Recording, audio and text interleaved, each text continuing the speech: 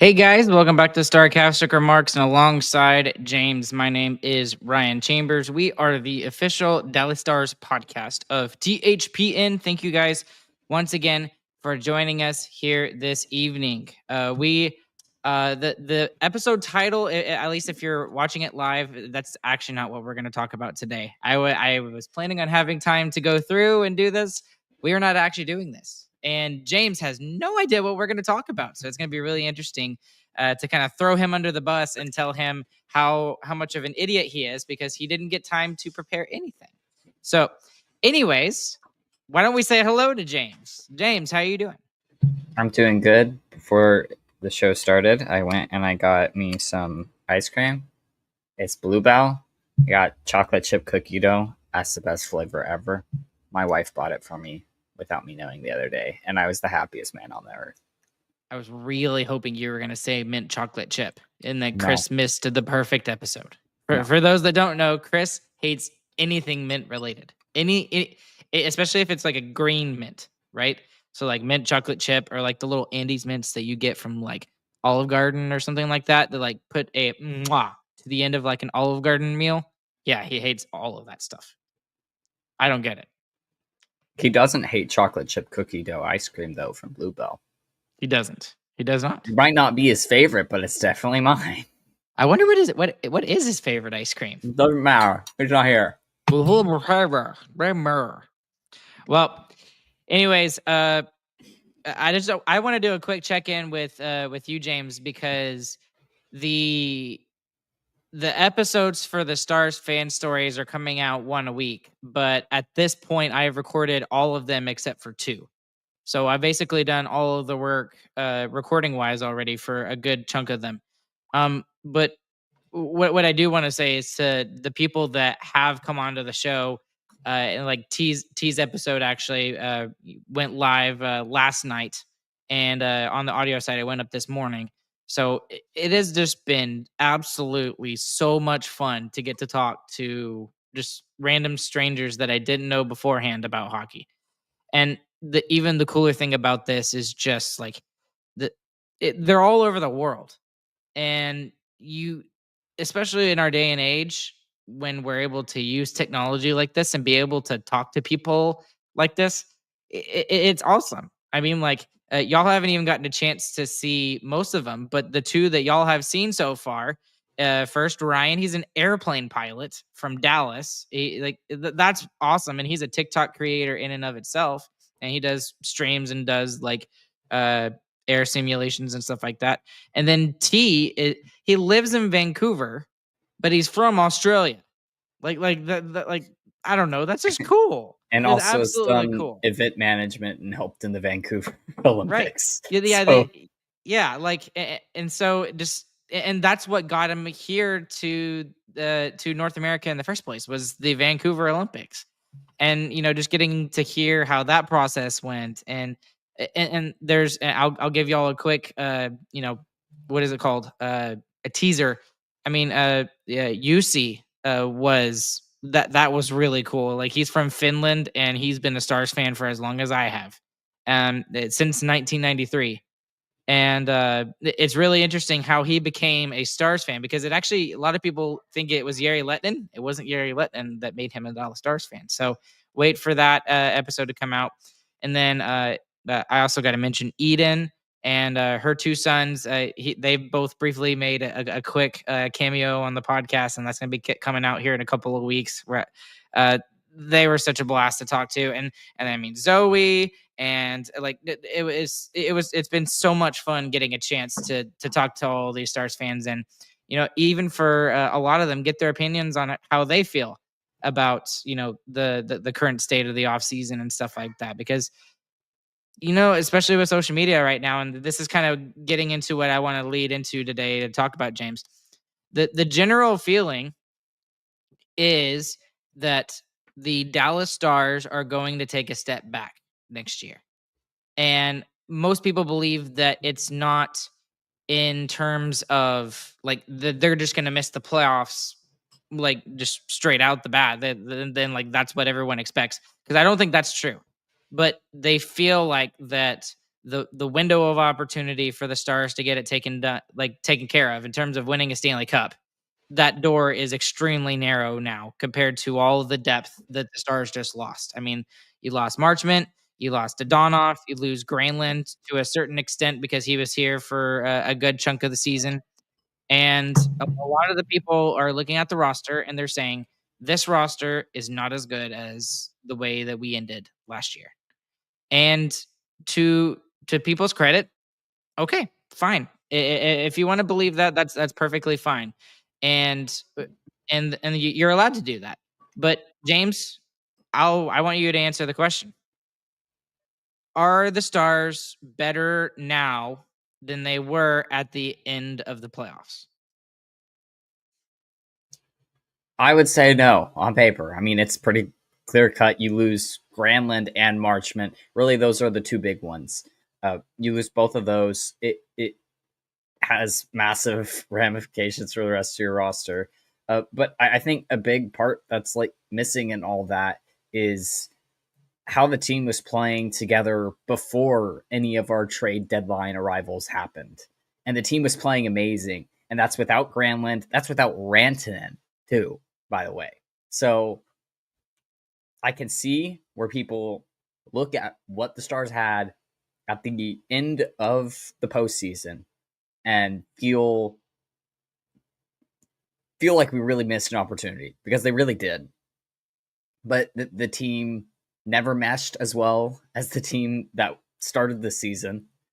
And I don't think there's any reason why the team we have now and basically the team we're going to have going into the regular season next year cannot be as good as the team was in the postseason. I mean, and you're talking about a full year Rantanen too. You don't even have any idea what that's going to do to other players on the team as well. I mean, he was here for less than half a season, 20 games before you get to the playoffs. There's only so much someone like that can do, how much influence he can have in such a short amount of time. You take that and you stretch it out over a whole season now. What's that going to look like? And I understand losing depth pieces, but to me, this team looks different, not worse. So dive into that a little bit more, because I want to know why, like what you're saying. What do you mean they look different, not worse? I mean, you definitely lost some of your depth pieces, some of your third line, 20 goal scorers. I mean, Dadonov had 20 goals basically 2 years back to back. I mean, if you average it out over 82 games, which he didn't end up playing season before last, but that's a 20 goal scorer gone from your lineup. And then Mason Marchment, that's another 20 goal scorer as well. And that really stinks, because that's someone off your second line and someone who was third, sometimes fourth line, and those goals are gone now. And that's going to hurt the team, but I think that's replaced by Rantanen scoring too. I mean, and Rantanen truly wasn't fully up to speed in the regular season for the Stars either. And he still had almost a point per game in the regular season for the Stars, which is just nuts. But I feel like we have players who will be able to compensate for those losses and should be able to compensate for those losses. And there obviously there's an unknown metric with that. We don't know that for sure. Yes, we can sit here and say, oh, they should. They haven't proven it yet. And I feel like that's where everyone's kind of padding their expectations, because for the last 3 years, we've had basically the same team, and it's only gotten better every single season. And this is the first offseason where you can just be clear cut and you're like, I don't think the players who were on the team during the regular season are better than the players we have now after the playoffs are over. But I don't think that's necessarily a bad thing. I mean, they got stopped in the conference finals 3 times in a row. Something had to change. And always the easiest thing to change is the is the head coach, unfortunately. And as good of a coach as Pete DeBoer is, I think, and I still agree that Jim Nill pulled the trigger at the right time.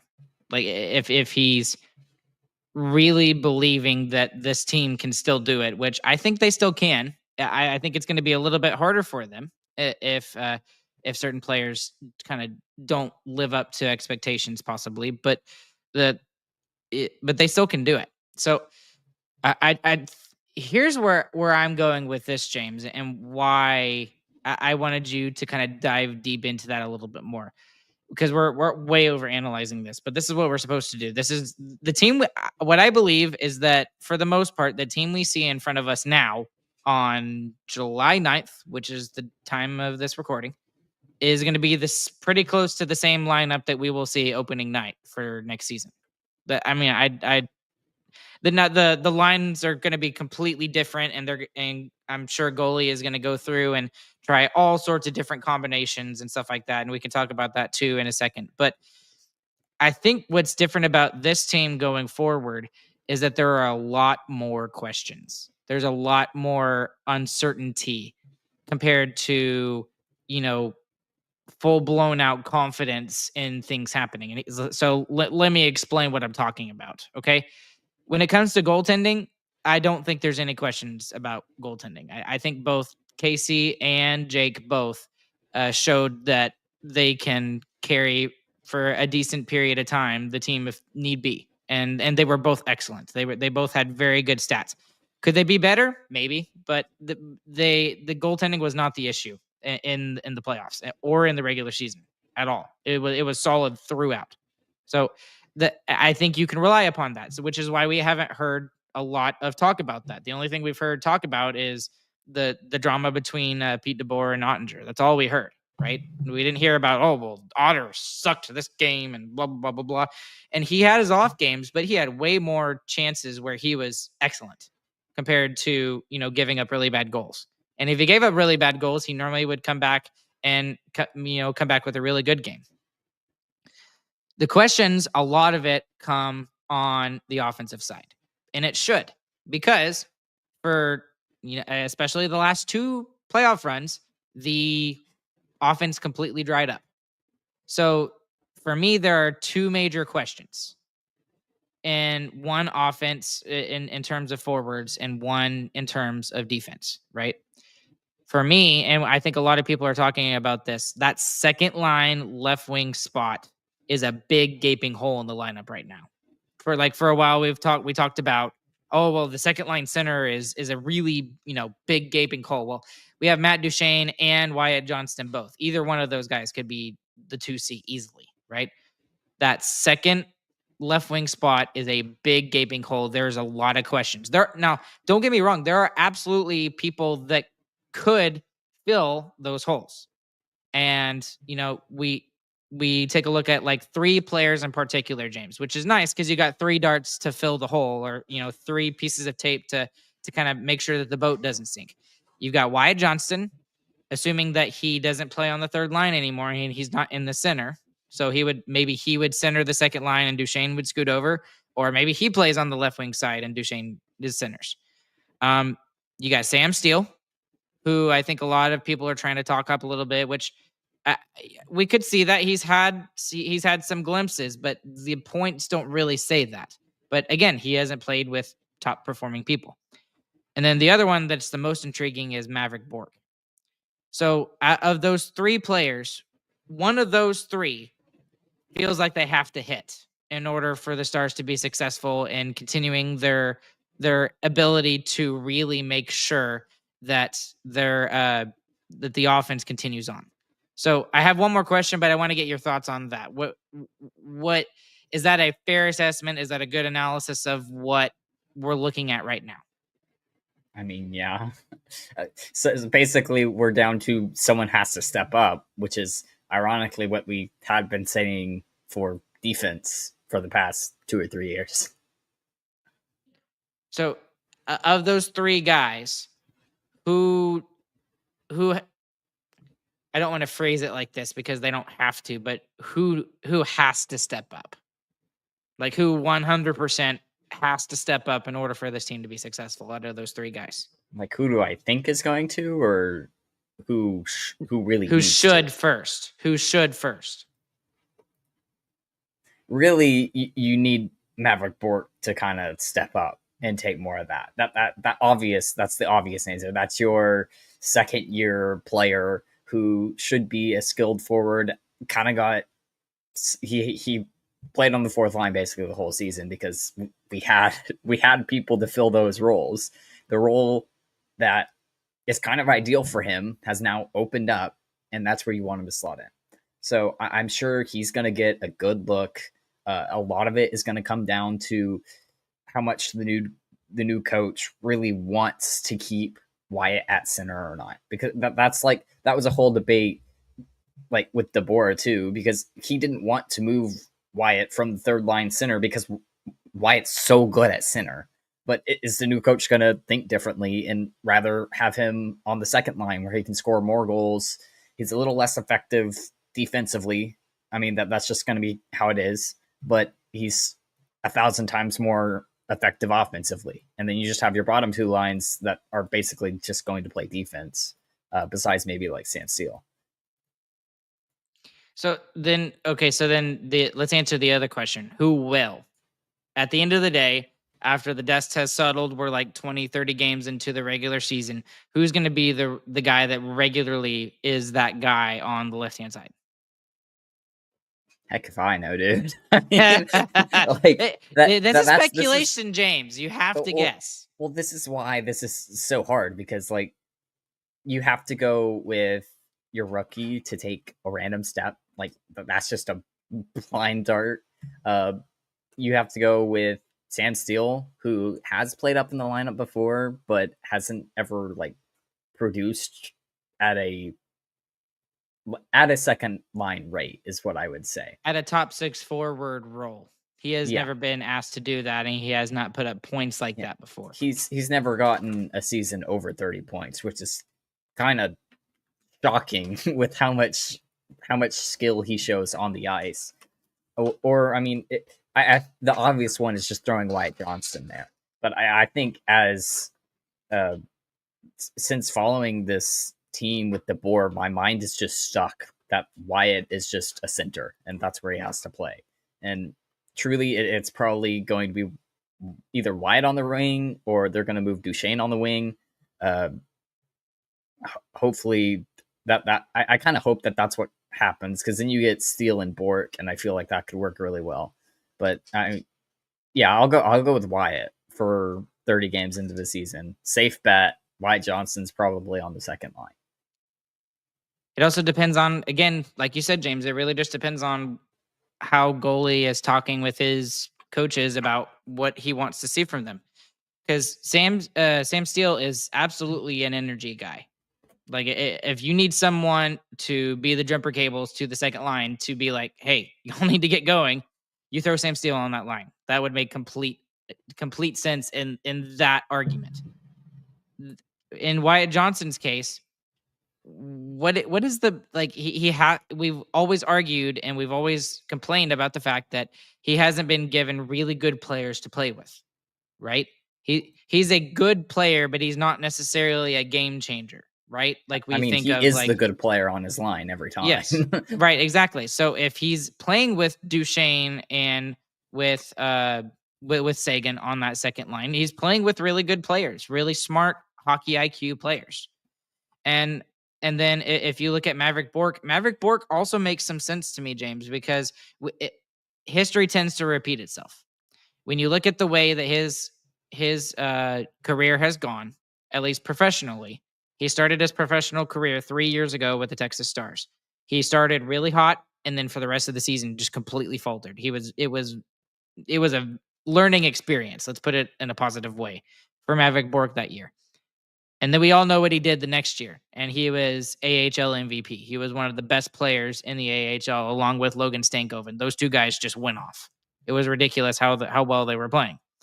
And then this year, I don't necessarily say that he played bad, because he didn't. But he didn't play to the hype. or maybe the No, Stars fan yeah. base was expecting too much out of him. It wasn't just the Stars fan base, though. I mean, he was pretty high up on some early Norris stories as well. He was in the top Calder. 10 for that. Yeah. Calder. Sorry, Calder. Yes, thank you. Yeah, I knew what you were talking about. So did everybody else. But, you know, there's going to be those internet trolls that be like, oh, no, it's not the Norris, it's the Calder.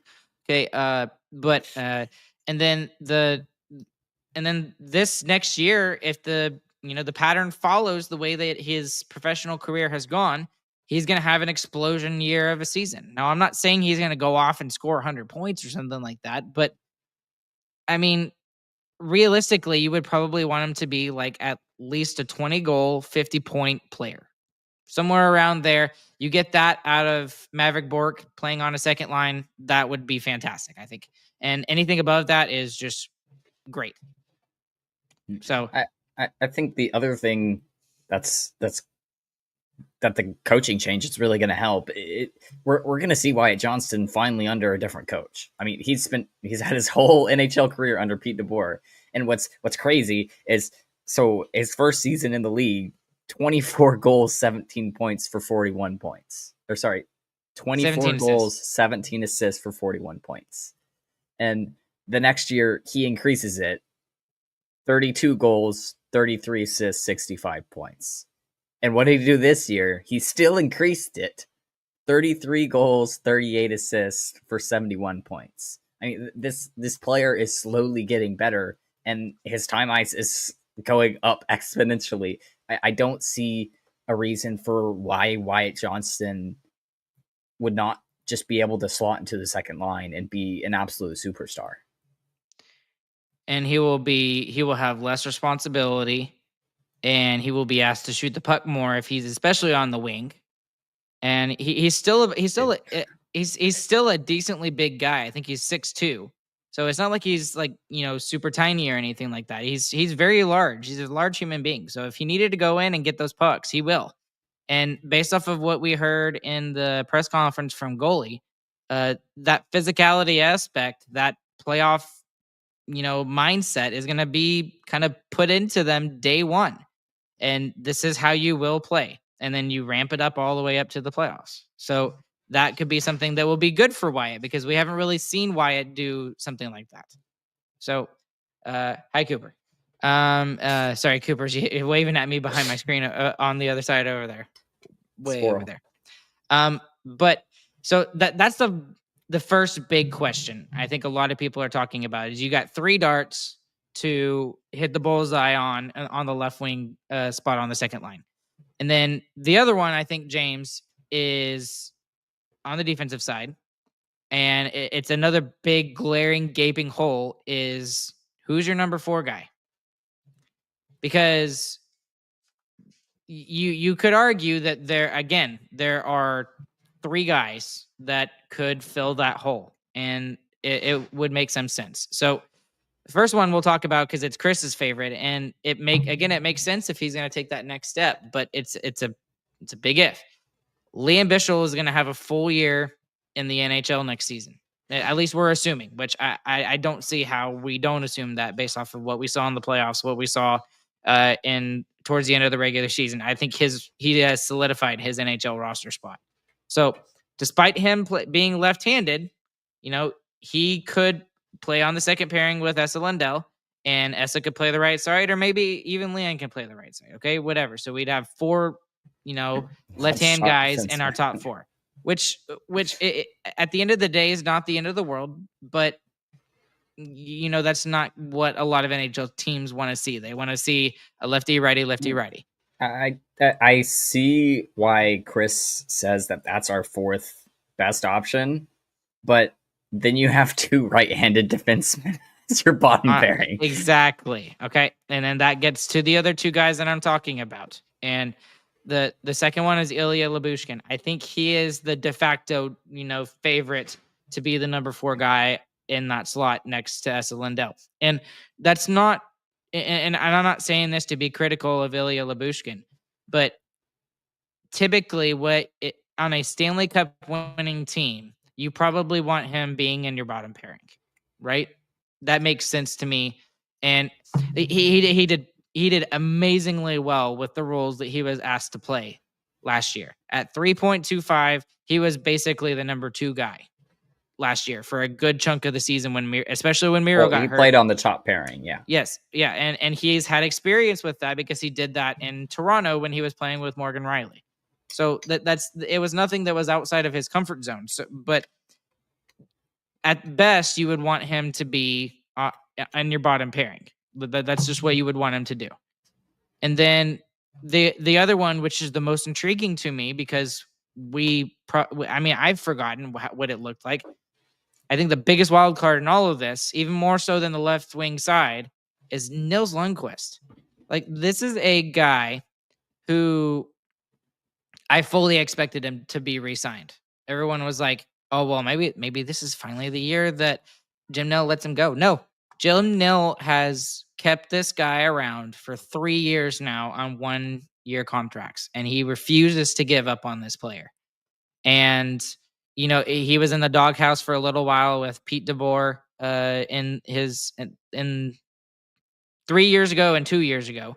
And this past year, if you go and look at his stats, they are very misleading, in my personal opinion.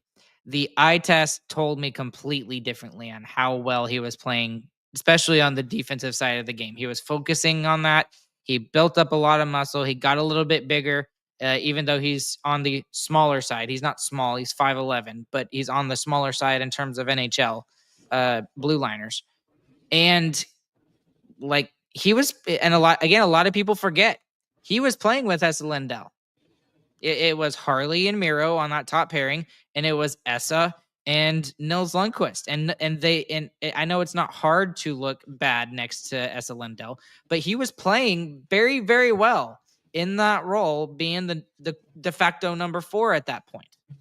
So, and then I remember us talking about it. We were all like, finally. He is finally starting to get to that point where a lot of, they gave up a first-round pick for him, thinking that he could be the guy that could play next to Miro if Miro played on the left-hand side. I think we've given up on that dream, but it's still a guy who could play in your top 4. He's finally showing it. He's finally realizing at least part of his potential and some of the hope that we were getting. And then he gets the major injury that he did. So that in and of itself, James, and I know I'm rambling on for a long time here, but that is the biggest wild card in all of this for me, because if Nils Lundkvist can, solidify that role and being the number 4 guy, then that does exactly what you want Ilya Lyubushkin to do. He can be pushed down to the bottom pairing role, and then you've got a bottom pairing of Bichsel and Lyubushkin.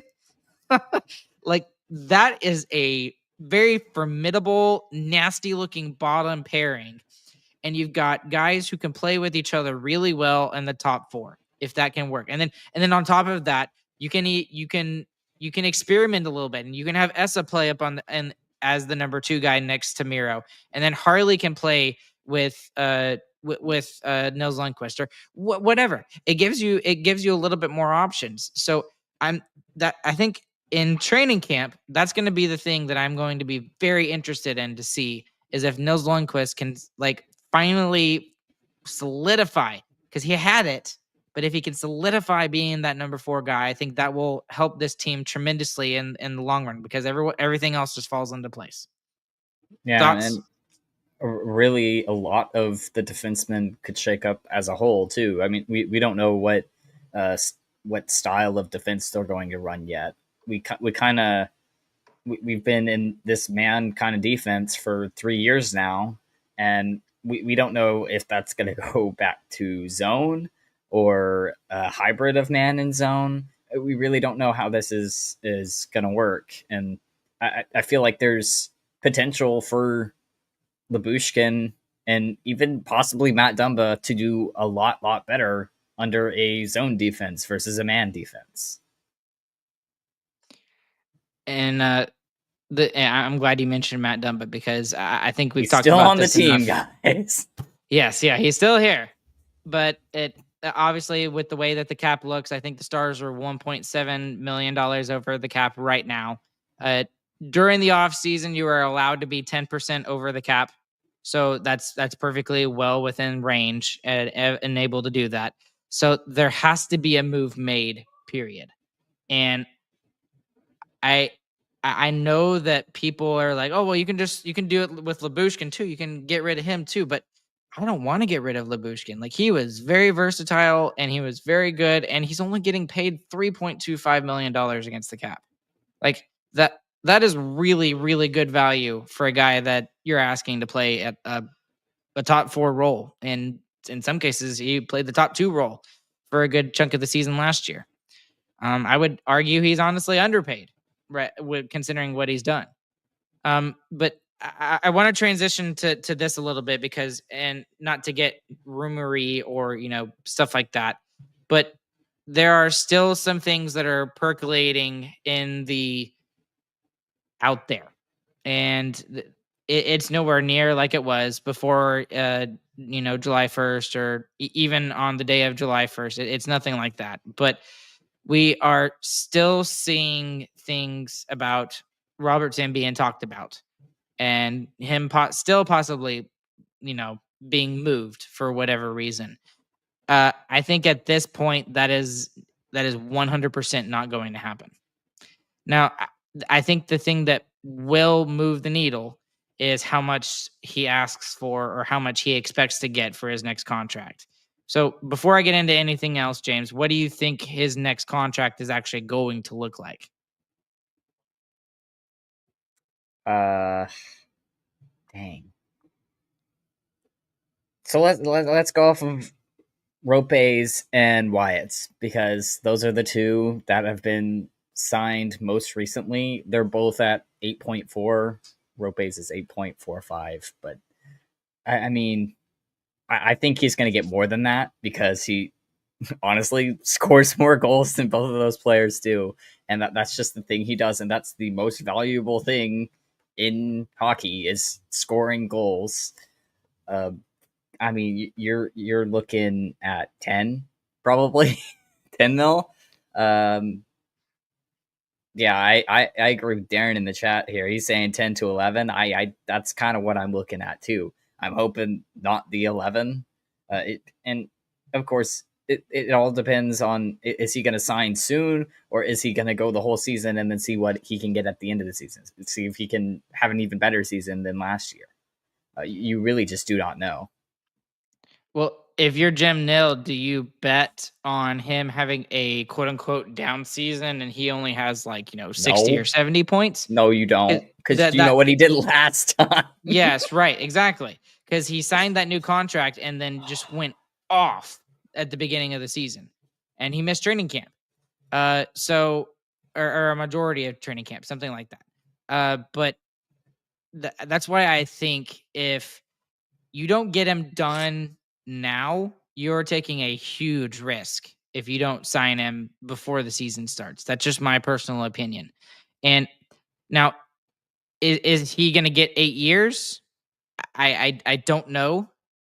This is the last time he can have the chance to get 8 years because the new CBA was ratified. We can get into that here in a little bit, but the new 8-year deal is going to be 7 starting next year. So that's as many years as he can get. So if he wants 8 years guaranteed and the Stars want him locked up for 8 years guaranteed, that would take him till he's about 33, 34. So that's about the whole, the most productive part of his career. I would argue is between, not next season, but the season after, and then the following years. So if you're Jim Nill, I think you're trying to get this done before the season starts, maybe even before training camp. I think he's always trying to do that with all the players he wants, though. He's always trying to get it done as early as possible, but you never know how those negotiations are going to work out. It's going to be really interesting to see what he does and what Jim Nill kind of lets be known, because he normally doesn't give that information out freely very easily. So if at all, I don't think I've ever heard him comment on a contract negotiation. But the other thing that we also got to kind of take a look at is also Thomas Harley, because that was the other contract that's being very much talked about right now on top of Robertson, because a lot of people are like, oh well, you've got both of these guys coming and being done with their deals this season, and we can't sign them both. And I mean, I've seen. I guess the question is Thomas Harley, is he going to get more than Miro? I do not know. I don't think he the will. answer is yes. I don't think he will. Truly, it depends on how long the contract is. I think the longer the contract he signs, the more money he's going to make, like per year. And if you see an 8-year deal for Harley, he's going to make more than Miro. But if you see like 4 or 5-year deal with Harley, maybe he doesn't make more than Miro does. I mean, maybe he makes 8. See, I actually 100% disagree with you. You think it's going to be more with shorter term? Yes. I think that because if you're giving him more years, you're guaranteeing him more money, right? So if you're guaranteeing him more money, then he will be more willing to take a quote unquote lower cap hit, a lower AAV. Now, I do think he's going to make more than Miro Heiskanen. And I think a lot of this will be dependent on this season and how he does this season. I mean, he was already a really good defenseman. He was already a top 4 defenseman for us. But this year showed that he's a lot better than a lot of people thought he was. He was invited to come to Team Canada for the Four Nations tournament. He was thrown in there, and the first game he played, the Canadians did not want him to come out of the lineup after that because they saw how well he played. And he was the number 1 guy for a good chunk of the season because of the Miro Heiskanen injury. I don't see how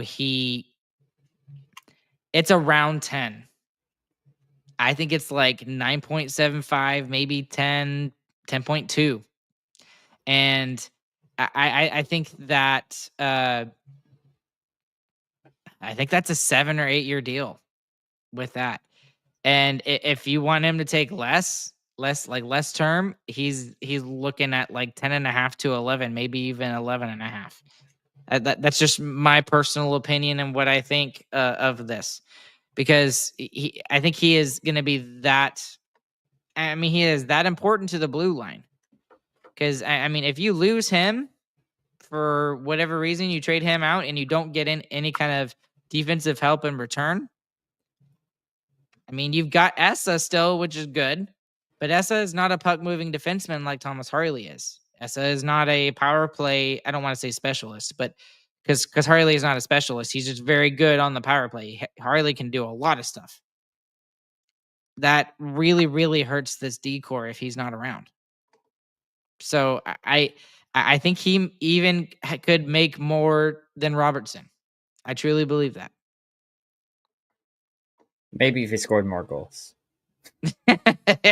Well, we'll really have to wait and see. I think Jim Nill is a magician, and we thought that Robo was going to get into the 8-9 million last time he came around on a contract. They were talking almost 10. Yeah, and then he signed him for 7.775 or something like that. Yeah, you're right. Which is like, which we thought was crazy. So we've seen contracts before from Jim Nill, and they almost always are great value, and that's where I'll kind of leave my piece on it.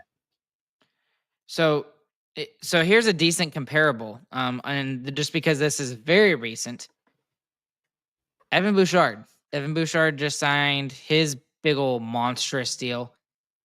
He got 10.5. Is he worth more than Evan Bouchard? No. Really? Really? Have you seen Evan Bouchard's playoff numbers? I've also seen his defensive play, and I've also seen that he didn't get invited to Team Canada for Four Nations, and Thomas Harley did.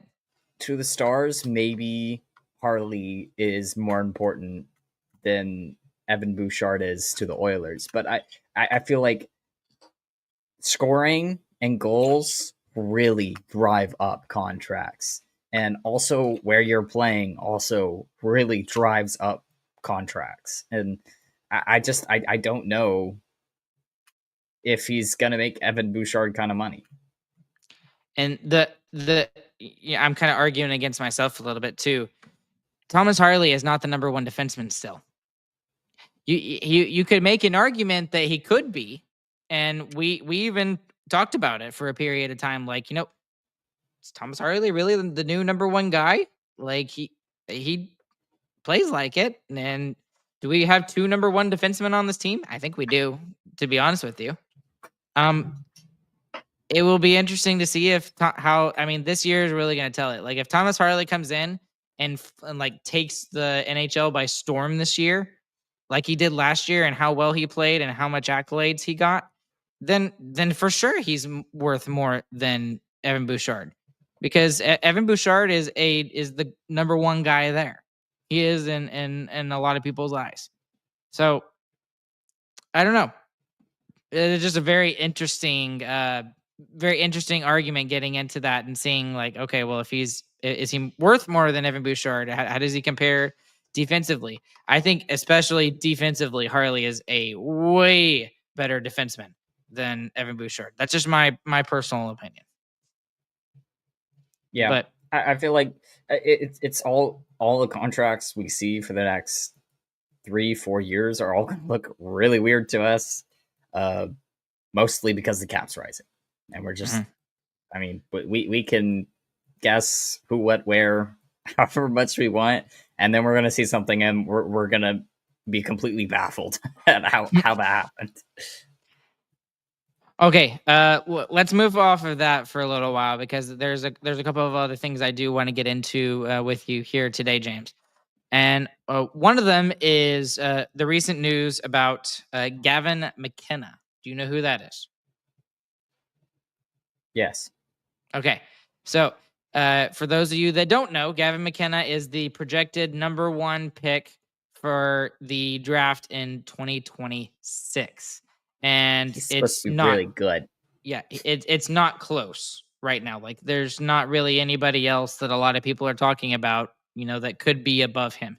Now, they are not comparing him to like franchise altering players like a Sidney Crosby or a Bedard or a McDavid, but definitely like an elite top player is what a lot of people are kind of looking at Gavin McKenna as. And he recently just announced that he will be going to Penn State in the fall to play for their hockey team, which is very different than what we've seen in the last 20, 30 years. And that's because of the NIL laws that have currently gone into effect. So he played for the Medicine Hat Tigers in the WHL this past season. And everyone's like, well, why is he going to the NCAA now? Well, it's because of the new rules that allow him to get money with in the NCAA. And the rumor is out there that he could have received up to $200,000 to $300,000 in NIL money from Michigan State, and he accepted Penn State's offer, which was $700,000 as a college athlete. And let's be honest, he's probably going to be just there for 1 year and then turn around and make his NHL debut with whoever gets the number one pick next year. Yeah. So what I want to ask you about, James, is what's your initial reaction to all of that? That's a lot of money for someone who's not even 18 yet to be making. That's honestly my gut initial reaction was just like, dang, he's like 3-4 years younger than me and is gonna make $700,000 playing hockey at college, which yes, it's kind of a big deal, but it's not like football in college in the United States. And uh, and my thought process instantly goes to maybe it can be, and wouldn't that be so cool to see college hockey turn into a big thing? And I feel like that could develop players even better than like junior hockey is right now.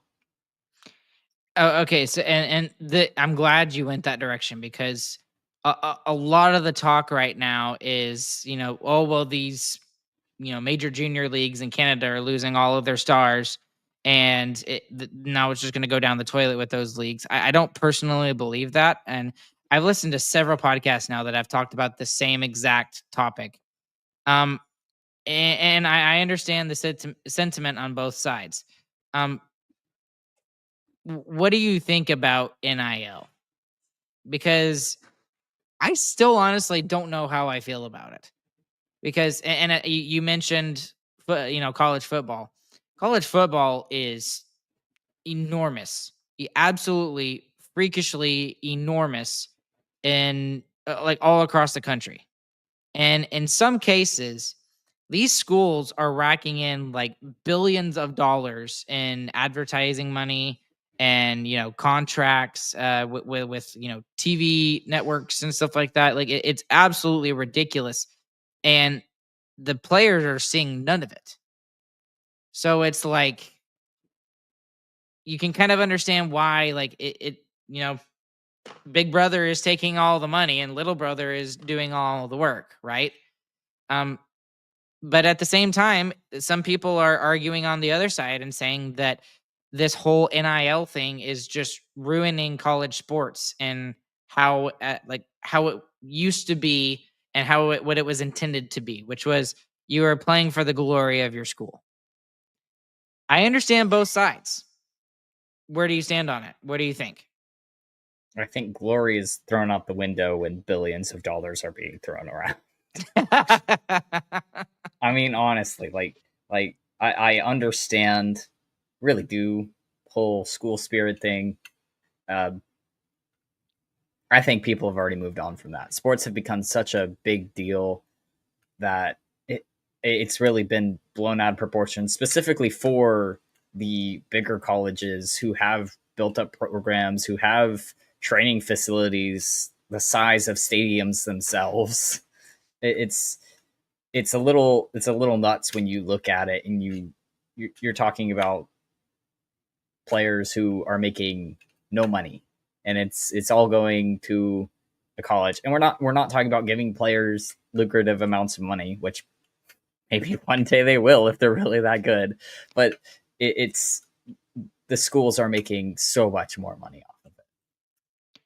Yeah, that's the main thing. And the thing is that I hate to say it this way because I think that the stories in sports are better when it's for the glory of your school and when you're playing for your teammates or you're playing for your dad who is an alumni of the school that you're going to or whatever. It makes for better stories and it makes for more life lessons that way because you care more about those sort of things, and it kind of teaches people to focus really on the true intention of sports, which is teamwork and being a part of something bigger than yourself. It's not about it's about we. For I think that's something that sports do very well in and that they teach. But I agree with you in the fact that I think the times have changed. And it is truly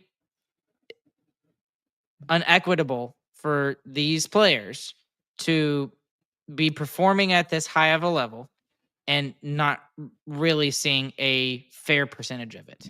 And we Because see like college athletes get hurt and their careers over in college. I mean, that happens all the time. that's a good point. And if they're that good that they're playing at the top of the college level and then they get hurt, they're done. They get nothing from it. I mean, that's just it's so tough to see that happen. And for sports that have they've come so far, they're making so much money now. It just doesn't make sense for me for them to see nothing. And then I mean, I don't know if this is how it works, but I'm assuming this is how it works. Well, if you're like, let's say I'm a 5-star quarterback recruit coming out of that's a funny thing to say. I'm a 5-star quarterback recruit coming out of Allen High School. Sure, we'll go with that. Like Kyler Murray did several years ago. And you know, I'm looking at all of this stuff, and I'm looking at colleges and stuff like that. And this college, offers me $2 million, and they're also paying for my education as well on scholarships. Because let's be honest, that's happening as well on top of the athletes getting paid for all of this. And in the first game that I play, I pull an Aaron Rodgers, and I'm out for the rest of the season, right? And then after that, I'm just never able to recover, and I pull a Gabriel Landeskog or I pull a Shea Weber, and I just never see the field ever again. Does that mean all of that? It's now obviously the NIL money is probably gone, but what about the scholarships? What if that was the only lifeline for that player to get an education, to be able to continue his life? And I think that they can just pull that away and say, nope, sorry. I mean, you can't play for us. So, I mean, it's not like a guaranteed contract. I don't know the rules on that. Yeah. Right. I mean, it would make sense to me that they've got some verbiage that allows them to pull the contract if something like that happens. I'm sure they have the verbiage and the contract for that. And maybe I'm wrong. Maybe someone can come along and fix my my understanding of the rules and stuff like that. But I can see that happening, is what I'm saying. I can definitely see that happening from college coaches and from college universities and stuff like that. So, okay, James. I don't have a ton of other stuff here to discuss here tonight, and we got about 5 minutes. So, what's something? Is there any kind of storyline or anything that you saw that you want to quickly discuss? Well, we can go back. I wanted to go back to the loss of depth that the Stars are going to have going into the next season. So to kind of bring it back full circle, going back to one of our first topics, I mean, we can talk about injuries during the season too, and who's going to get injured, who's going to be fine. Tyler Seguin was out for the full season. I mean, he played the first 20 games and then didn't come back until the playoffs. And what was it? Didn't he still have something going on in the playoffs too? So I don't know. I don't remember, to be honest with you. I mean, I think coming back to, are the Stars going to be worse this season than last season? I think that this narrative that we're cooking up is a whole bunch of malarkey. I think this Stars team is still miles ahead of what other teams in the NHL look like. I still think they're easily going to be in the top 3 for the Central when the regular season ends. And I think they still have a great chance to be able to win a cup. I mean, and you never know what trade deadlines you're going to pick up either. You don't know what team's going to just be bad that year, and then their UFA that's popping off suddenly needs to get shipped out because they need something back for that asset. And there's so much that a new season can bring. There's so many different challenges. There's so many new random things that are going to happen we just don't know about yet. And this team's good enough. I mean, they're young enough. They're getting older. They're I think a lot of them are starting to hit their stride though. And I think we haven't seen the best of a couple of our younger players. I mean, we've seen a 100-point season from Jason Robertson. He's been 30 points under that for the last 2 seasons. Who's to say he can't just have another 100-point season? I mean, I think he's still in there. I mean, he had a terrible beginning of the season last year, and he still made it to 80 points. So, well, I mean, there's so much up in the air. Well, like last year, like he obviously wasn't on the Four Nations roster for obvious reasons because he didn't. I don't think he deserved it at that point, and there were a lot of players that were playing better than him. But it's almost like as soon as that roster came out, then he was able to get over his injury and he figured out how to get back and get that confidence back. And then he just shot off. He just went off for a long time and was one of the better players for a good period of time, to where, when the Four Nations, face off came about, everyone was saying, oh, he should have been on the roster now. I mean, I think that's fair. But anyways, to go back to that real quick, and then we'll wrap it up here this evening. One of the things that I think a lot of people are going to talk about is, especially with the Stars media, okay? We're kind of in that weird center, right? I mean, we've been around for a while now, and we've been in both boats. We're still fans of the team. We still proclaim to be fans of the team, but I'm also seeing a lot more of the side as a pretend media person, right? What I don't understand from people in what they're saying is that we're just trying to save face with this team and that we're just trying to only look at the good parts of this team. If you listen to the first 35 minutes of this podcast, this specific episode, we talked about 2 glaring holes that are on this team. And each of those 2 spots have 3 players, 3 darts that could fill that spot. Now, the likelihood of that happening is high because you have enough darts to fill each of those holes. I think you have good chances for all those 6 players that we talked about.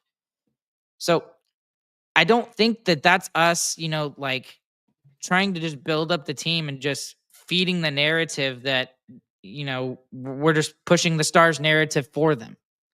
Because I don't feel like that's true, and I don't feel like that's fair to say that. This team is still in a very good spot. I think that's the most important thing that people need to realize. You've got young players still, you've got old players still, you've got some of the leadership that is still here. We've lost some leadership, I think, a lot with Pavelski being gone now, and we've lost a lot of depth now as well with Marchment. But the deal is, and I think, again, the other big thing that I'm going to get back to is that there are, and I think this is the most important thing, there are players in this lineup that have to freaking step up. And that is the key to all of that. There's too many questions around this team about not the ability of the players to step up, because they can step up. They have the potential to. And each of those 3 guys that we talked about with both of those spots can fill those roles. But we have not seen them step up enough to where this team can be seen as a perennial Stanley Cup contender.